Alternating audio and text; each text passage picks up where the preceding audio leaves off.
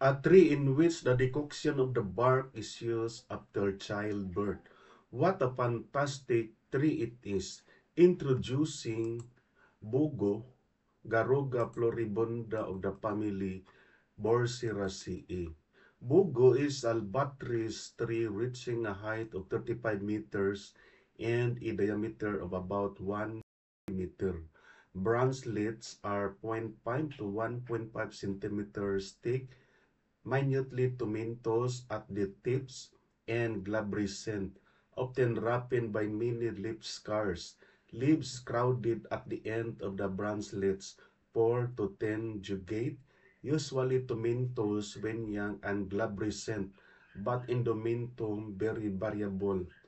Bugo is distributed to Luzon, Mindoro, Palawan, Balabac, Negros, Cebu, Mindanao, also in Melanesia, North Australia, and Malaysia, Central and East Java, Lesser Solo Islands, Northeast Borneo, Celebes, Moluccas, and New Guinea.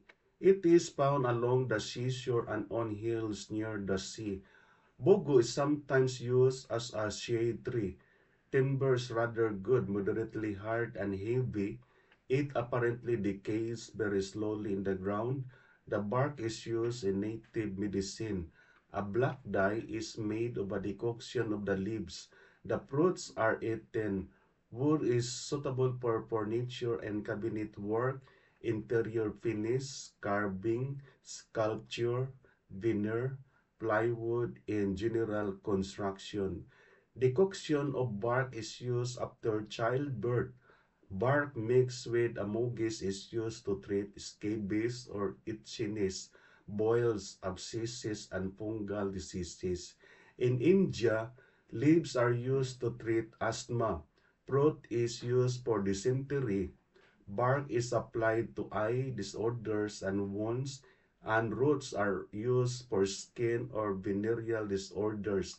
In Malacca, West Timor, bark is used by the Teton ethnic people to treat malaria.